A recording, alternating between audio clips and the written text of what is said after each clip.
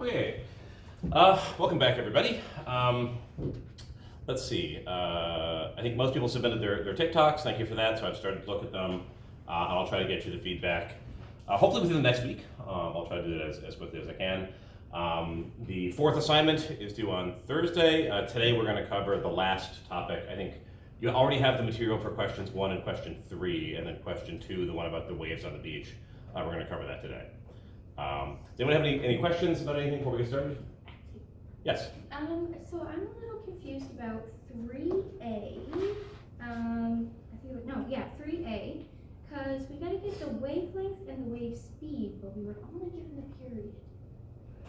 So you are. Confused about which equation. Okay. Let me just take a quick look here and remind myself of exactly what the assignment, what the question said. Let's bring it up. Let's see here. Assignment 4.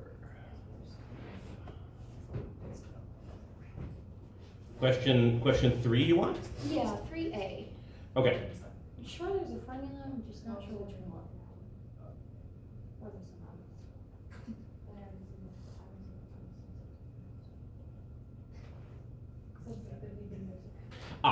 Okay. So so for this one, the speed of a deep water wave is something like, do you have the formula? It's something like lambda times g over 2 pi? Yeah. Is that right? Okay. So what you want to do here is, so this is the formula for wavelength and relates to wavelength and speed. But you have another formula that speed is equal to the wavelength divided by the period. Okay? So if you plug this into this, you'll get lambda divided by period equals the square root of lambda g over 2 pi. And now you know the period, that's given, right? Yes. So you know this. What you don't know is the lambda factor. Right. So what you need to do is, so this is now an equation, and you need to solve this equation for lambda. So you want to rearrange using algebra, and then you'll get lambda equals some stuff, and then this stuff is going to contain the period. Yeah. So so a hit would be you start off by squaring both sides of this, and that'll get rid of the square root, and then you can go from there. Perfect. Any other questions?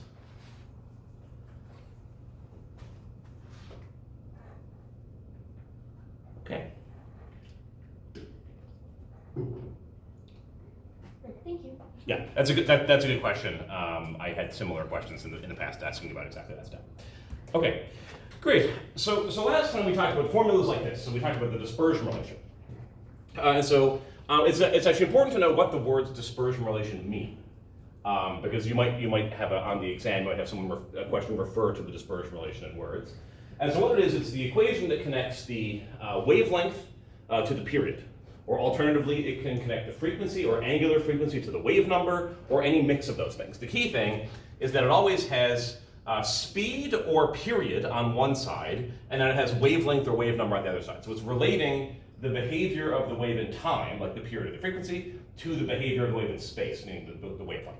And those things are combined together in the speed. So sometimes it's represented in terms of speed.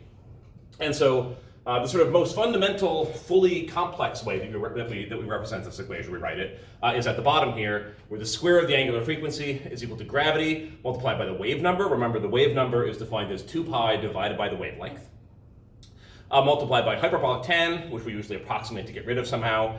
And the argument of the hyperbolic tan is the product of the wave number again times the depth of the water. So d here is the water depth. And so we use this in a couple of different examples to say, okay, if you're given the wave period, can you find the wavelength? Or you're given the speed, can you find the period? Things like that. And then there were 2 cases. And those 2 cases were this complicated equation involving this awkward hyperbolic tan, which kind of gets in the way of doing the calculations easily. Where this thing simplifies, and it either simplifies where you can just cross out the whole thing and forget about it, just equals 1, or you can get rid of the tan h and just the kd pops out, and those are the 2 limits. And the two limits were called the shallow water and deep water limits, and these are sort of intuitively not too hard to remember what they are. It's shallow water if it feels the effect of the ocean floor. And so that tends to happen when the depth is small. And how small does it have to be? The depth has to be smaller than 1/20th of the wavelength. So if the wavelength is, say, 200 kilometers, so that would be something like a tsunami, then 200 kilometers divided by 20 is 10 kilometers. So that's deeper than the depth of the water. So what that means is that for a tsunami, if L is so big as to have 200 kilometers, then L over 20 is 10 kilometers. The true depth of the ocean is 4 kilometers, which indeed is less than 10. So tsunamis are shallow water waves, even though they're in the deep ocean. But also when waves approach the beach, they become shallow. When the actual depths get small, near the beach, the depth is only a few meters or so. And so those waves tend to be shallow water as well. And then deep water is the other side. And this is the typical case for waves that are produced by winds and storms and things out in the deep ocean. And those deep water waves, they don't feel the bottom. And the reason they don't feel the bottom is that surface gravity waves have this property called the wave base, which is this line at a certain depth, and below that line there's very little movement.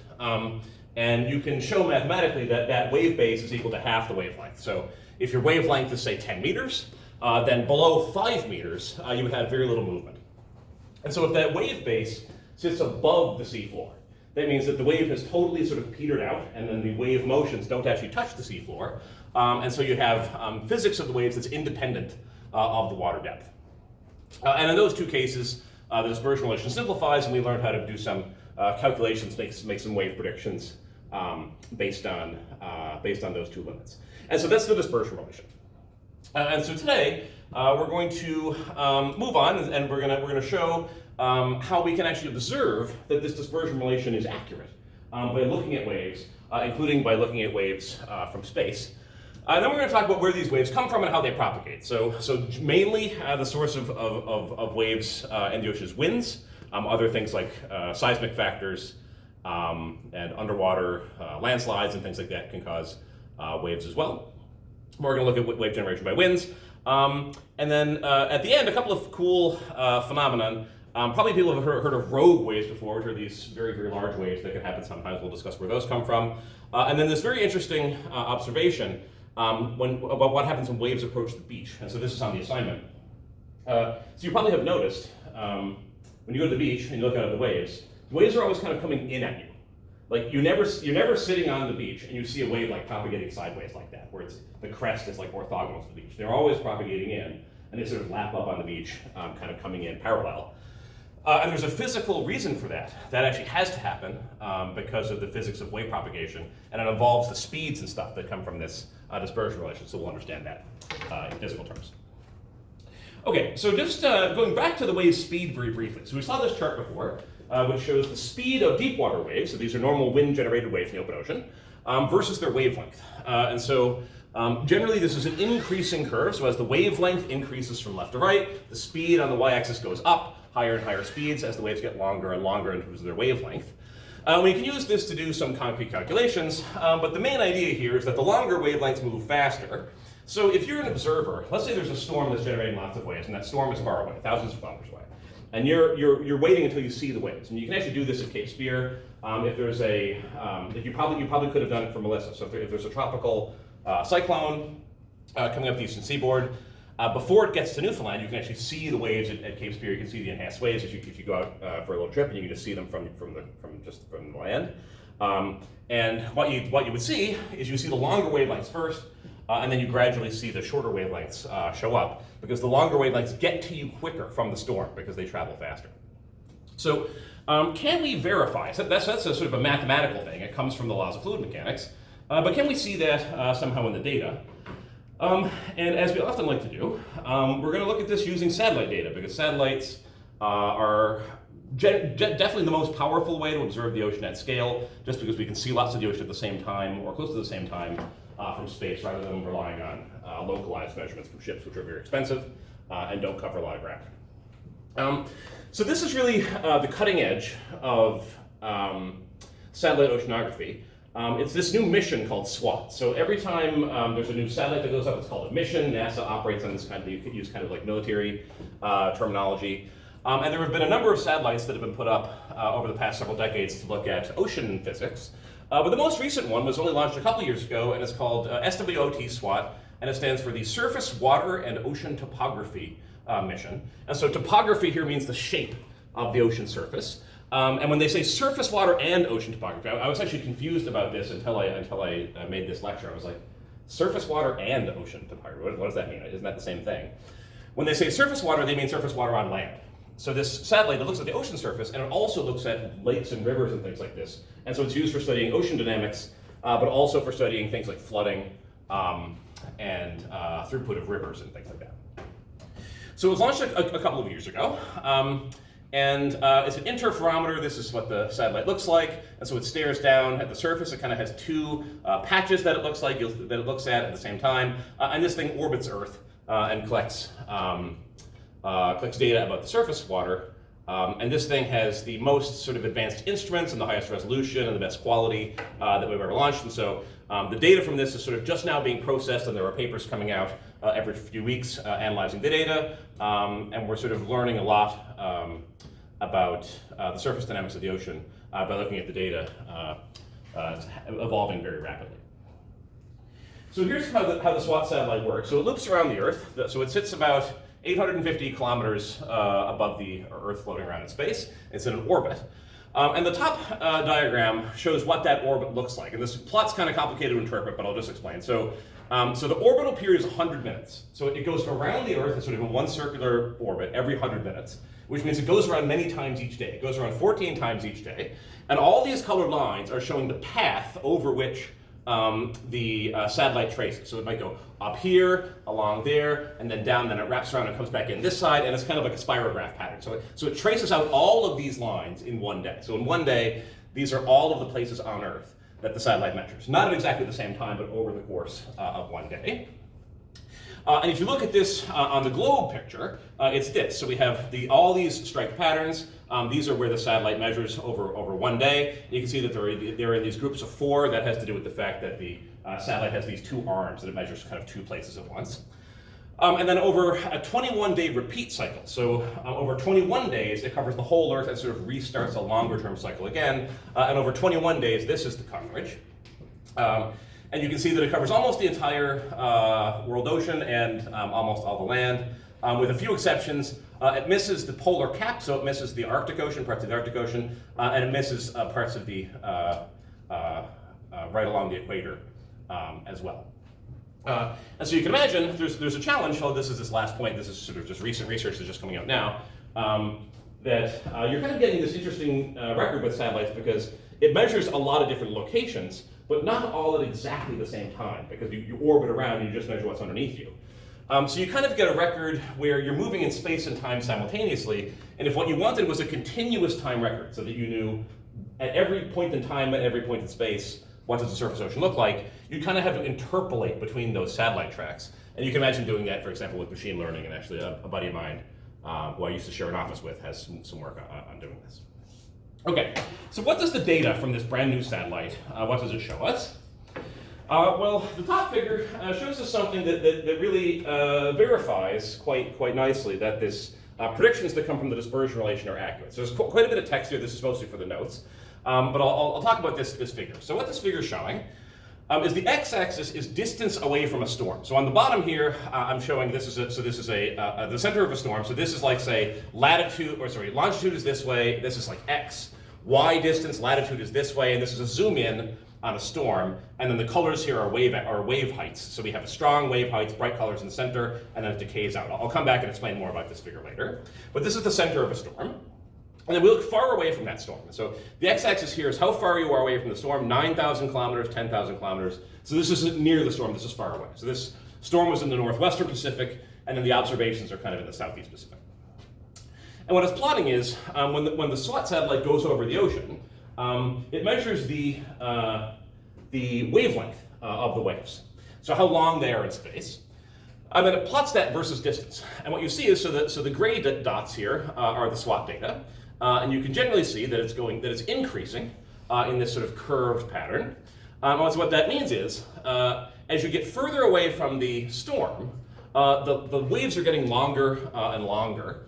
And there's actually theoretical predictions on this plot as well. The dark black line here is the curve that comes directly from the dispersion relation. So essentially you can do a physical calculation that says, I've got this storm, it's creating waves of different sizes. And then the waves are running away, they're propagating away based on their wave speed. And the longest waves, they run away the fastest. So based on that, the waves kind of disperse, and they organize themselves with the longest wavelengths out in front and the shortest wavelengths in the back. And so then when you trace a line moving away from the storm, you're seeing longer and longer waves, the ones that got out further faster, as you move from the center of the storm. And what we can see is that the black theoretical curve lies basically right over the data. And so when we look at a phenomenon like waves, this simple theory based on this one equation, the dispersion relation, is very accurately reproduced by the state-of-the-art data that just came out this year. Another question, though, is how big are the waves? So we're talking about now the wavelength, but how tall are the waves in terms of their wave height? And that's shown in the bottom figure here. So this is a zoom in. So this is now not thousands of kilometers. This is just sort of local to the storm. But in the center of the storm, we see this HS. The colors are showing wave height. And this is actually the significant wave height. And the significant wave height is defined as the average height of the strongest 1/3 of the waves. So you take all your waves, look at the top 30% in terms of wave heights, and that's the number. And you can see at the center of this storm, the wave heights were 22 meters, which is pretty high. And that's sort of an average. So actually individual waves could be much higher than that even. We're going to talk about rogue waves later, which is another way to get very strong waves. Okay. So the ultimate source of those waves was a storm. And so how does that happen? How do the winds actually drive ocean waves? And there's actually a whole process to it. And this is something that's been studied in quite a bit of detail using fluid mechanics. But it turns out, so you can think of wave generation in sort of a simple schematic framework of you just have wind, constant wind, blowing over an ocean surface that is originally flat, and then what's going to happen? So what happens is the wave forms in a couple of stages. So the first stage is when the waves form, they're quite small. So they have a small wavelength, maybe only a few centimeters. And when they first form, they're actually not called gravity waves, they're called capillary waves. And what's the difference? So when we talk about gravity waves, the reason they're called gravity waves is because waves need a restoring force. And for gravity waves, the restoring force is gravity. You put a dome on the surface, gravity flattens it back out, and that's your restoring force. But for very small scale waves, when you're bending the surface of the ocean, actually surface tension also plays a role. So we know that if we just put a droplet of water on a table, for example, it doesn't spread out into an infinitely thin film. It kind of beads up and causes almost like a little semicircle. That's because the water likes to stick together, and it doesn't like to get spread out, and that's called surface tension. So when the waves are very small, surface tension plays an important role, and then we name the waves after that restoring force, which is the capillary force, which is also surface tension. And so that first stage is these small centimeter scale waves where the restoring force is provided not by gravity, but by surface tension. But that's an important preliminary stage to wave formation, because you can imagine if waves are blowing over a perfectly flat surface. So here's our totally calm, glassy surface of the ocean. And we have wind blowing over.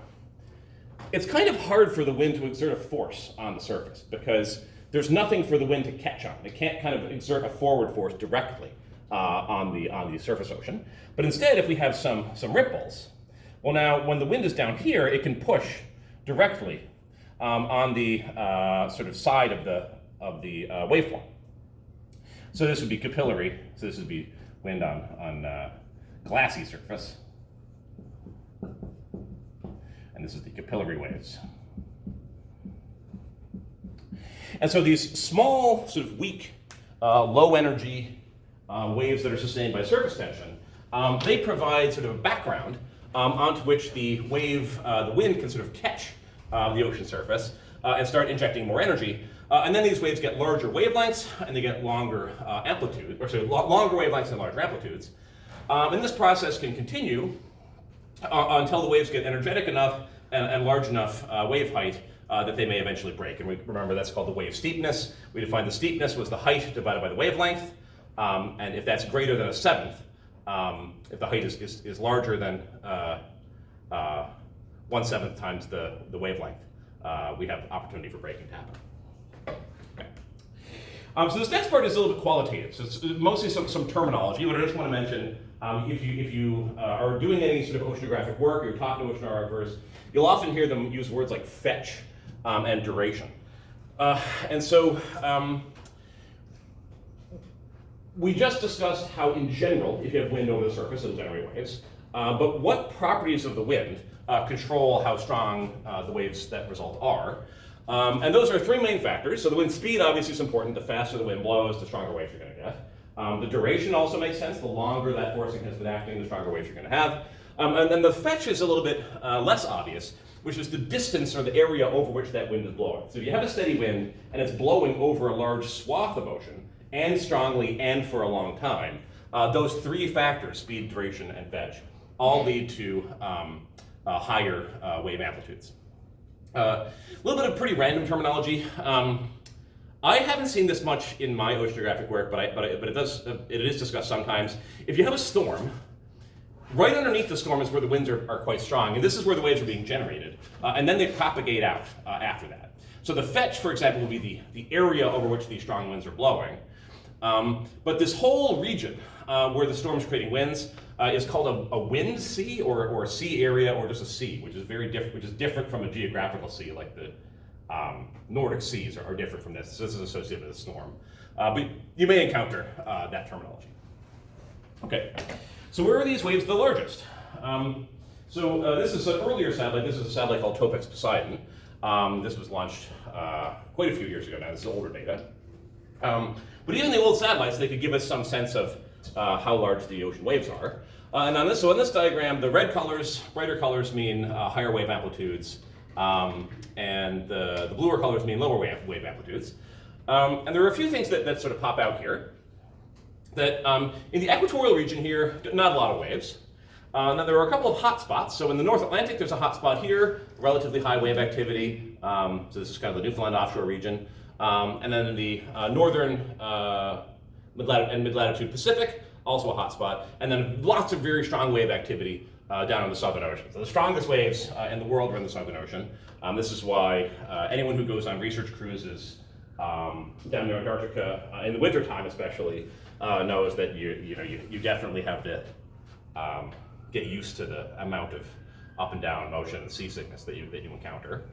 But generally the pattern here is that we have the largest waves where we have the largest winds. So up here, this is where you have the jet stream. These regions are called the storm track region in the North Atlantic. Lots of low pressure systems going by generating strong winds. And in the southern hemisphere down in the ACC, we've got the strong mid-latitude westerlies in the southern hemisphere. And the big thing in the southern hemisphere also is the huge fetch. So the winds basically, because the current wraps all the way around the planet and there's no land in the way, the strong winds just blow all along here and generate very, very large waves that propagate all around the Southern Ocean. Okay, so we have wind, it's blowing over the oceans, causing capillary waves. Those capillary waves go into gravity waves, and then the larger the fetch makes it more energetic.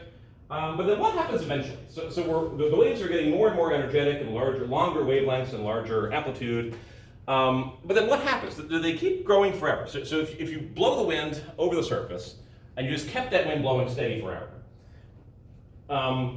what do people think? Does anyone have a guess as to whether, if the winds were steady, would the wave energy just keep increasing forever, or would it somehow halt? And then what would cause that to come into equilibrium? Any guesses? Yeah. I feel like they won't keep growing forever because there's just only like a maximum. You can't have like infinite energy from the wind being transferred because there's a limit of energy that will be transferred. I guess. So lots of parts of that were exactly right. So what do you mean by there's a limit of energy? So what would cause the energy to have a limit? The wind only blows so fast and so strong. So that's true.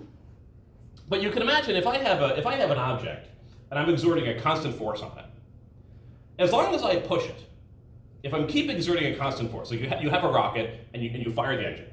If you keep firing the engine and it never runs out of fuel, it will increase the rocket's energy forever until it gets close to the speed of light or whatever. There's relativistic stuff that happens.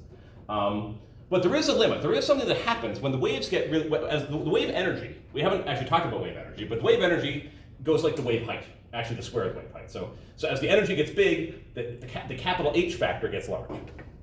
And that wave height gets bigger and bigger. And so what happens when the wave height gets really big?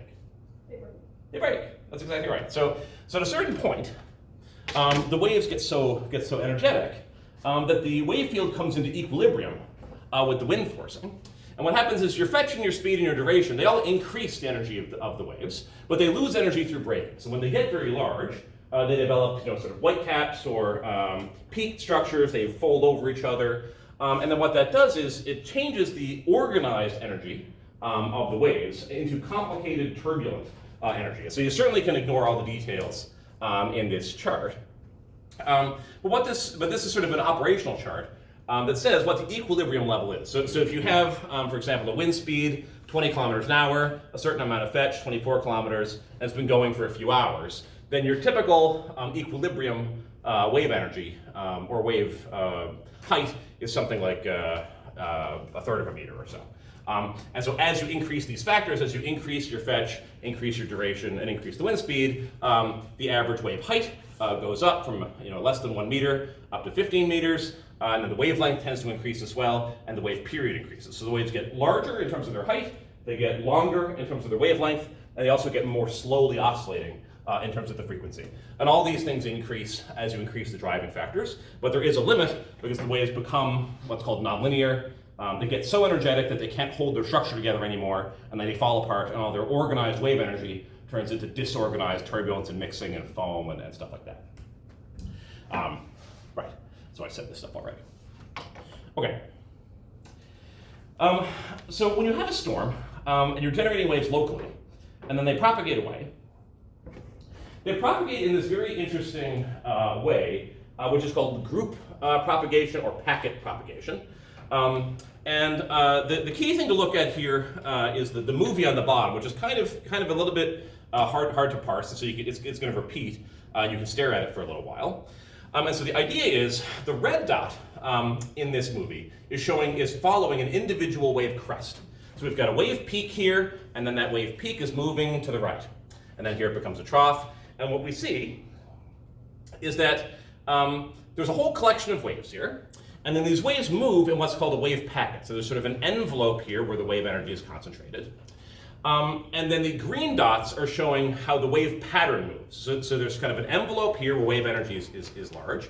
That packet is moving with the green dots. And then the red dot is following the individual crests. So what's going to happen is the red dot here, the crest, goes from the back green dot to the front green dot. It's going to turn into a trough here. Now go from the back green dot all the way forward to the forward green dot. And so this group of waves, that's called a wave packet or a wave group. And then the individual crest, that's a wave crest or a wave trough. Very interestingly, and you can actually see this in simulations and in ocean data. Very interestingly, the speed at which the individual crests move and the speed at which the field of waves move are different. So the overall area, so let's say you have this storm, it generates waves, and then the waves start to propagate away. The overall energy of the waves moves at the speed of these green dots, whereas the wave crests and wave troughs move at the red dot speed. And so, I think I have this here. The red dot travels at what's called the phase velocity or the phase speed. And the green dots, which are the speed of the pattern moving, that pattern moves at the group velocity, and the group velocity turns out is half the phase speed. So the group moves smaller than the crests, moves more slowly than the crests. So what that means is that the crest will originate at the back of the group, propagate to the front of the group, and then sort of disappear. So the movie is a little bit more complicated because it shows a couple of wave groups. But this sort of still diagram, which is from the textbook, also illustrates that same idea. So imagine you had a little collection of waves. You stirred up waves locally, and now they're going to propagate away. Maybe they're driven by wind. So you stirred up a little wave group. You have 4 waves here. This whole group starts to propagate to the right, and that moves at the group velocity. But then as this group moves, you can see it moves down and moves to the right as the time increases as we go down from the top to the bottom. Wave 4 here, it moves from the back of the packet up to up through the packet sort of just behind the center, in front of the center, and then at the right at the very front. And then more wave crests actually form behind it. So originally we just had 4, 3, 2, 1, and then we develop a 5, we develop a 6, and each individual wave crest moves from the back of the wave train toward the front of the wave train. And all of this phenomenon is actually also predicted by the dispersion relation, but that analysis and actually calculating group velocity and understanding this difference in group and phase speeds, usually that's left for sort of the third and fourth year courses. But this is all consistent with the sort of same dispersion relation that we analyzed. But so they propagate this very interesting structure where waves sort of pass each other and move from the back of the pack to the front. Yes? So the green dot is the group velocity, The green dot is the group velocity. and the red dot is the Phase velocity, that's right, yeah. Because you can see here that the red dot is passing the green dots. So the red dot's moving faster. That's because if you divide it, if you take this half and divide it, the phase speed is twice the group velocity. Okay. That's just group velocity versus phase velocity. That's a useful concept to know. Okay, so we looked at the storm, and we said that the significant wave height, sort of the average height of the most energetic waves, was 20 meters. But the largest waves that had ever been observed, the largest sort of isolated waves, are actually even larger than 20 meters, and these things are called rogue waves. And they result from this simple principle, sort of simple, called interference. And so we have all encountered wave interference in light waves, things like diffraction patterns, if you study that in physics. Colors rely on, so we know this idea that you can take a white light, right, and send it through a prism and it breaks the light up into the rainbow. And that's because the original white light is a superposition of all the different colors. They're all just waves that are added together. And when you put them through the prism, they all spread out. So surface gravity waves can do the same thing. And when you have waves that are coming from different sources and they propagate into the same location, they interfere with one another, and they can either add or subtract. So they can combine and get bigger, or they can kind of cancel each other out. So if you imagine here having waves propagating in from all these different sources, different storms all around the ocean, and then they meet in the center, you're going to get some superposition in the middle that's going to have a complicated shape due to the sort of random superposition of all of these different waves. And so how do rogue waves originate? Well, if we have a random superposition, we can sort of think of the wave field in here as being some kind of probabilistic or random variable that has some distribution. And so much like, say, human height has a distribution. So if you look at people, there's an average height, and then there's people that are a little bit taller and a little bit shorter. And it's sort of a random thing, and it depends on the randomness of genetic reactions and things like that. But the waves can operate the same way. You have random waves propagating in or from different sources, and they're not like phase synchronized or anything. And you just get like a random sum in the middle. And that random sum has some sort of distribution, and that distribution has a tail. So even though it's unlikely to be out here on the statistical tail end of the distribution here, much like it's relatively unlikely that somebody's going to be 6'5", 6'6". It does happen. You meet those people occasionally, and it's just a result of sort of random variations. And so I have a simulation. This is why I was messing around at the beginning of class. So I took a simple computer code. Here we go.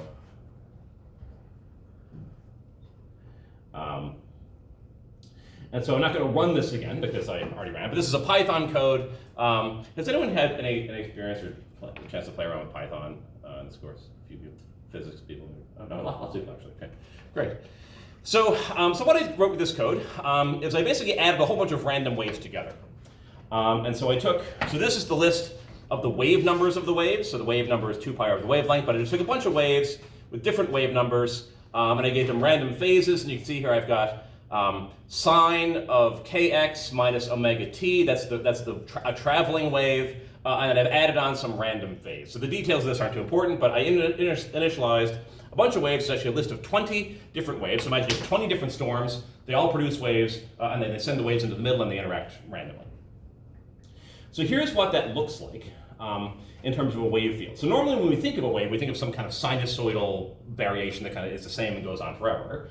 But if you add a whole bunch of random waves together, it looks more like this. So it's obviously wavy. It has some sinusoidal character. It has some length scale. It kind of has some time scale. But it's not phase coherent. It's kind of jostling around randomly, and it's kind of hard to predict from one moment to another exactly what that wave is going to do.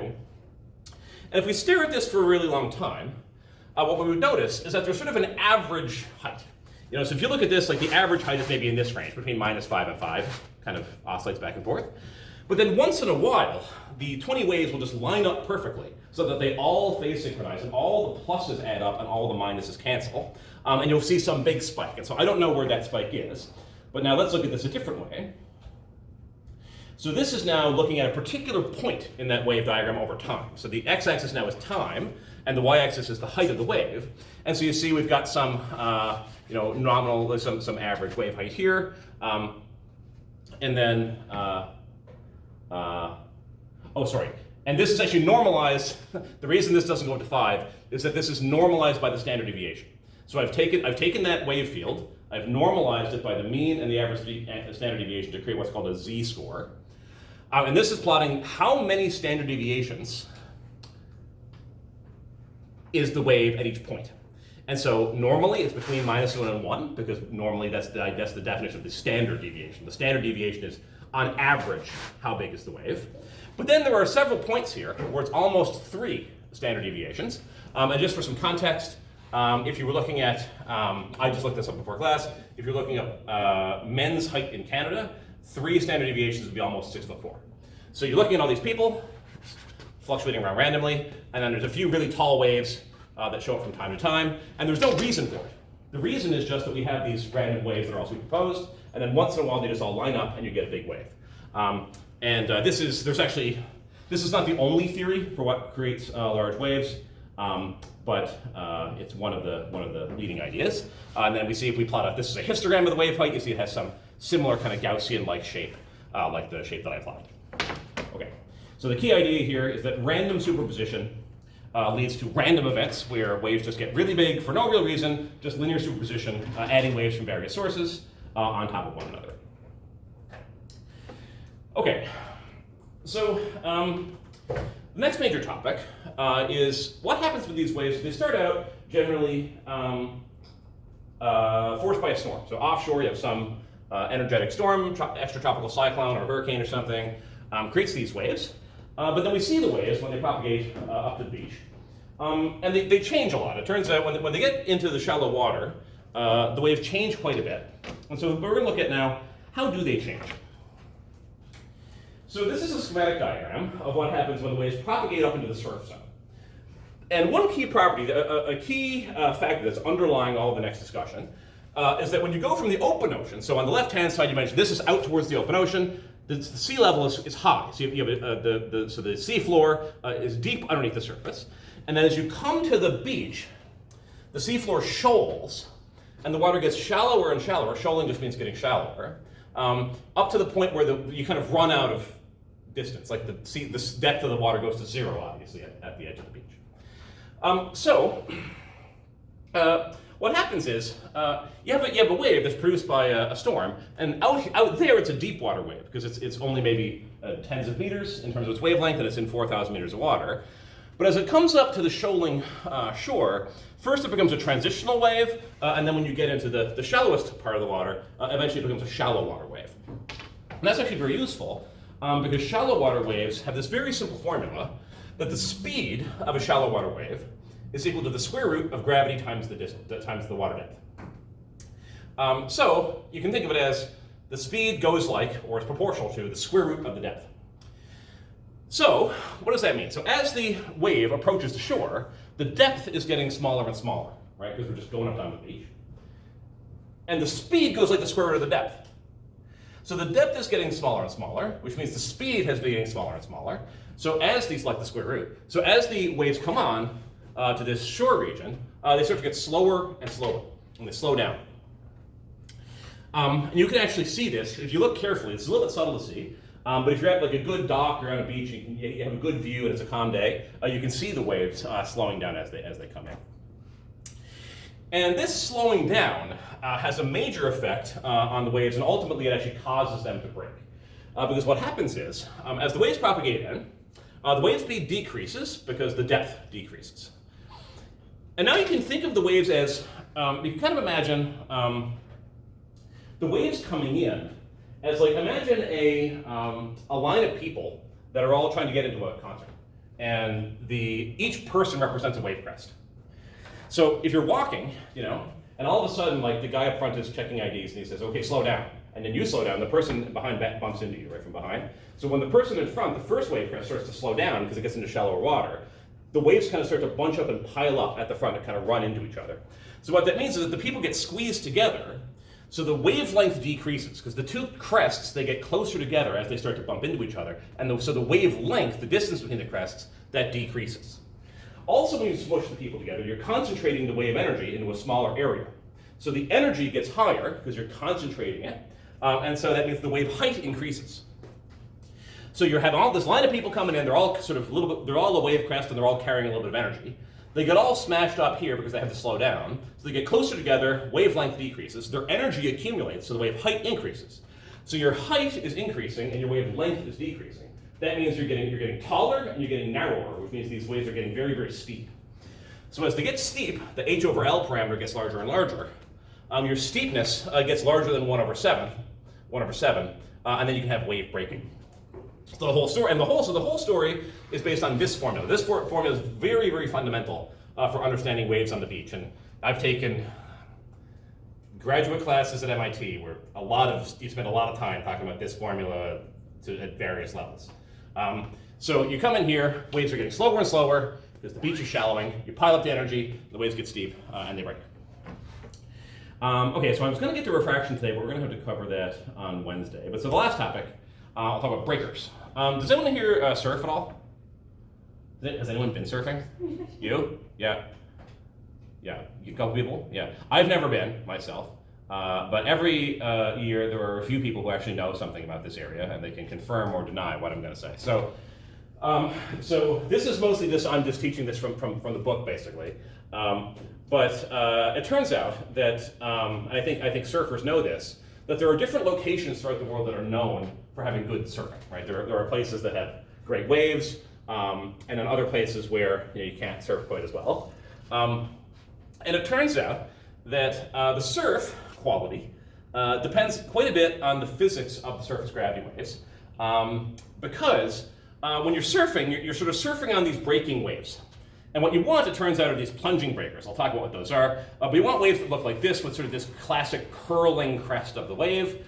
And so this is all about the wave breaking. So as the waves get to the shore, how do they finally sort of give up the ghost and break? And it turns out that the nature of the wave breaking, so exactly the form, how those breaking waves look, how they actually look physically, there's 3 different categories. And which category you're in depends on the slope of the sea floor. So as we're getting towards the beach, the sea floor is sloped, and it goes from deep when you're far away to shallow near. But it can do that at different rates. You can either be a steep ascent or a very, very shallow level ascent. And so it turns out that when the slopes are shallow, so that means less than about 1 degree, so one normal degree on a protractor, that shallow slope, you get spilling breakers like this, where the water just kind of spills over the top. When it's between 1 and 5 degrees, you have an intermediate slope. You get these plunging breakers, which are classic for surfing. And you have a very steep slope, or for example, like a vertical wall, if there's just a cliff at the edge of the beach. You get these breakers that look more like a wall of water, and there's not any clear breaking actually happening. And those are called surging breakers. And so the key idea here is just that pertaining to surfing and also sediment transport and lots of other things that happen at the beach, the type of breaking you get depends on the seafloor geometry near the beach, and in particular the angle, with sort of in-between angles, these medium slopes between 1 and 5 degrees, giving you the type of breakers that are best for surfing. Okay, so actually the last topic was going to be the topic that you need for the question on the assignment.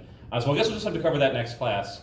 But if anybody wants to read ahead, they can do that. But we'll cover it next class. And then if anybody needs a short extension of the assignment, we can do that. But it's only one question, and the question is just qualitative, essentially just kind of going back through the argument. Okay, so that's it for today. I will see everybody Wednesday, and as always, just let me know if you have any questions. Okay, bye.